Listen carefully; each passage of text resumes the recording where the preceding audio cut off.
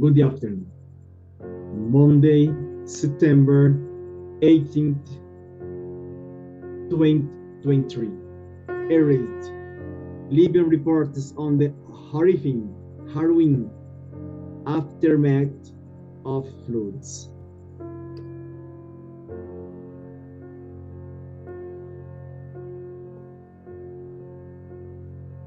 Journalists who reported on the last week's catastrophic storms say the country's bloody political tussle has contributed to the collapse of services. Early last week, Mohammed El Jabo, an independent journalist from Tripoli, traveled to the extreme provinces of Libya, passing through Derna, Al Baida, and Sousa. And what he saw, he described it as the shock beyond comprehension. I have visited these cities before and I know them well, he says. I expected to find these cities when I made the journey from Tripoli. I expected to see the neighborhoods and towns, but these were gone, erased. It was horrifying. Eligible is one of many local reports who have, in the last week, witnessed the scenes they now find in the hard to describe and are struggling to process. The observer spoke to 6 journalists who have between the narrowly escaped death, experienced the loss of friends and loved ones, and reported from places now almost wiped off the map. The most haunting part of the whole experience was the scare the storm has left on the living, says Eligible. When I began working on the report and interacted with survivors, they faced screams of fear. The horror was tangible in their eyes, their features. There were children crying over the graves of their families and trying to climb into the graves. I have never experienced something as harrowing as this. Noura Muhammad Al-Haddad, an independent journalist in the city of the Al-Shahat, 100 kilometers from Derna, watches from her windows as the rain came down for almost 24 hours, causing the power to go out and water to fill the streets as high as the second story of the city's buildings. It was a catastrophic night. We almost died drowning. I even posted on my Facebook page my end and the bid farewell to my family before going to bed. I expected to die with my 3 children, whom I placed next to me in bed, says Haddad. The floodwaters have wreaked havoc in Derna and the surrounding areas, leaving behind bodies on beach streets and beneath the rubble. According to the United Nations, local authorities concerned about disease spreading have hurriedly buried 1,000 people in mass graves. The World Health Organization and others have had to warn against this rush, saying there was no additional threat of disease, but that clean drinking water was a priority because the water will be contaminated. There was concern about the movement of the undetonated explosives being shifted around by the floodwaters, having already killed 3,457 people in Libya since the civil war, according to landmine and the cluster munition monitor. The Libyan Red Crescent has said that 11,000 people have died in Derna and more than 10,000 are missing. Rescues are having to dig through the mood to search for more bodies, while a slow evacuation of remaining residents is ongoing. While Western Libya is controlled by the United Nations vacated governments, the affected areas in eastern Libya have been ruled over for much of the past decade by the warlord Gen Khalifa Haftar. For the journalists who lived through and reported the floods, the bloody political tussle has contributed to the degradation of the country's services, including the lack of maintenance to the 1970s era dance in Derna that crumbled. They, like others in the disaster zone, are angry about how a catastrophe on the scales was allowed to happen. I tried while covering the events for local and international media to stay neutral and to describe the situation accurately, but I am not quite sure I was able to, says Hendia Handi Al-Shepi, an independent journalist from Benghazi, the largest city in the western Libya. The responsibility for trying to clear up some of the confusion ended up falling on the shoulders of Mohammed Gursh, a correspondent for the Arab Libya TV channel, who set up a WhatsApp group to connect journalists to each other as well as government officials. And expresses the reporter who thought he had seen everything since the beginning of the civil war in 2011 and was even kidnapped that year by an armed group. The devastation caused by the flooding shocked the Gurge, and he was determined to act. But he found managing the group and the tensions between civilians and the officials overwhelming. I found myself responsible in one way or another for managing the crisis that occurred, linking relations between our parties and managing the disaster and all the themes. After a day and a half of the pressures, I collapsed at home and fainted. I had not eaten anything or slept since the crisis began, says Gurj. His wife, Zanaida Jibril, also a journalist, spent the entire time trying to contact missing friends. The news finally came in that most of my friends were fine. They managed to survive, but they lost their families. My friends survived, but they came back as different individuals, different from the magnitude of the shock, says Jibril. Despite the tragedy he has witnessed, Gurj says he is proud that the work done through the WhatsApp group helped to save lives and communicate what Libya needs.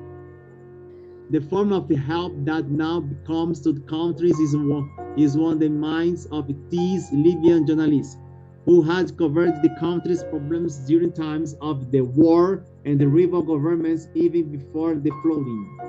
They are less concerned about the short-term needs for food and aid, but say Libya needs help with rebuilding. Haddad says for the people of Derna who do not want to leave the city behind, it's a priority to rebuild the dams that were destroyed, while Ejabo says expertise is needed. Libyan today do not need resources. We have plenty. What we need is expertise, the technical experience and the training rescuers. We need the world to send over the experienced rescuers and the skilled specialists. We need the world to lend us a hand, he said. The recovery will be reported on by the same Libyan journalists who had to sit through the storm itself, like Derna visited journalist Wataz El-Hazi, who has barely eaten or spoken since his mind replaying the scenes he had witnessed. But it's our job, and I will be back on the field in a few hours because this is the last we can do. Show the world what Libya is going through. Let it know how they can help, he said. The testimonials were gathered by EGAB, an organization that works with the local journalists across the Middle East and Africa.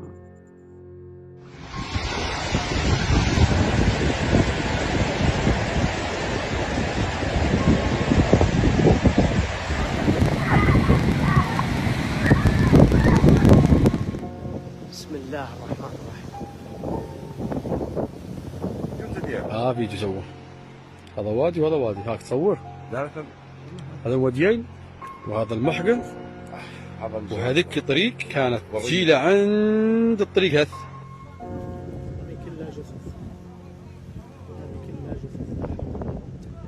وبعدين سمعنا الانفجار دخل على منطقة البلاد. الناس طبعا راقدة، الأغلبية كانت نايمة، فهمت؟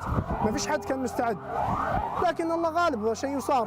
فقد منزل العائلة كاملة، نحن بجيران بعضنا، عرفت، عدة منازل جنب بعضنا، عائلة سديب. فقدنا الآن تو 30 شخص، 30 شخص من عائلة واحدة. ما لقيناش ولا واحد إلى الآن. نسكب العمارة اللي أنا فعل دورة ساعة ما لا حلت الروشن انبحثنا. طبعا اول ما هجم الاعصار اللي جاء سيارات كبار وعائله وسيارات الاحمر وضوم مشني ضوم في الميه العلو رقاق.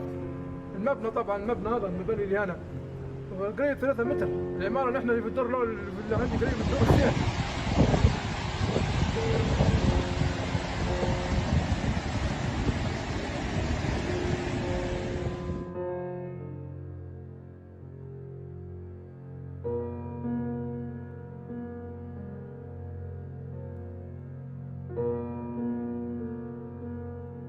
It's difficult to understand, to imagine this flooding in Derna. I remember the case the Brumadinho in Brazil, when the flooding, the 19, and to die more than almost 300 people. And it's very, very sad to watch the news about this flooding, this catastrophe in Derna, in Libya. The world needs to help the Libyan people, mainly in Derna, the Derna people. Right now, the civil war must to stop. The government in Tripoli and the government in Benghazi or the East Libya need to stop the civil war. You receive the international aid. As difficult to understand, it's the same in the situation in Morocco. Because in Morocco, after the earthquake, 2 weeks ago, the government decided to receive only the aid for the 4 countries. Only 4 countries. Almost 3,000 people have died in Marrakesh, in different cities, towns, in the earthquake in Morocco. Now, in Libya, the other country that suffered the civil war since 2011, one country has two governments in Tripoli and Benghazi.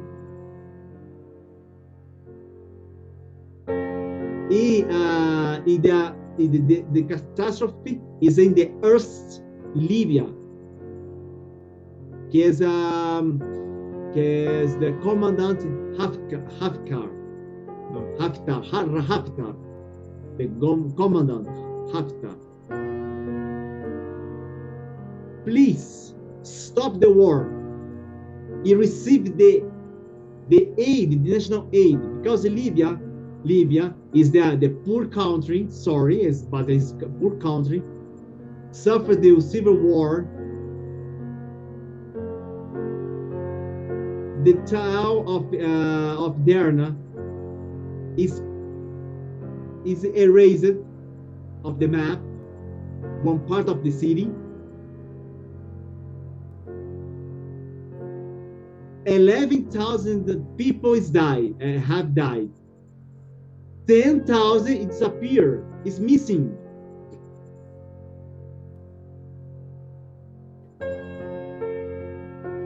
The United Nations and the other organization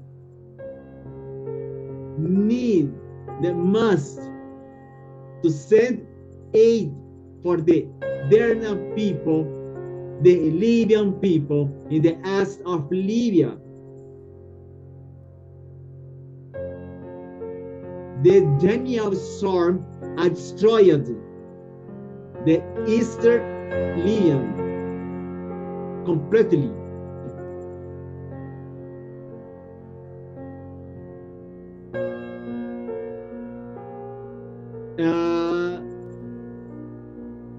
I cannot imagine during the night, one river and the desert, one river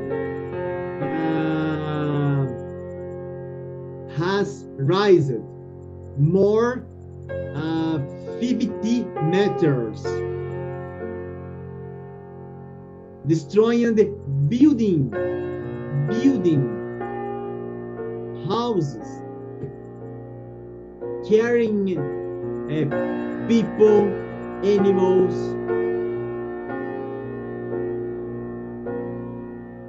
You are right on the sea.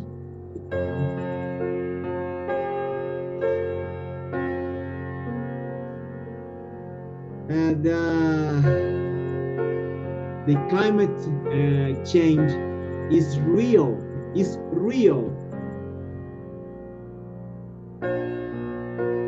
Every year the storm is stronger. Every year.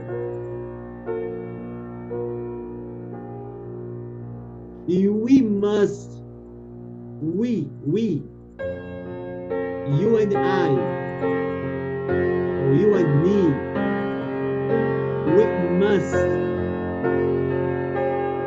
to do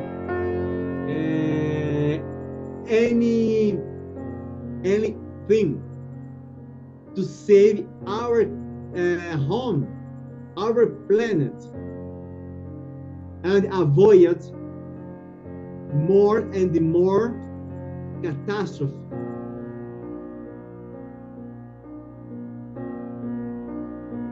The natural catastrophe.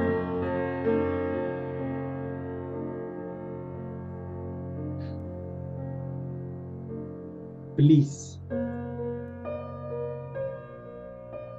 help the Libyan people. Please. Yeah, I want to dedicate this video to the Libyan people, mainly in Derna and the eastern Libya. My thoughts are with you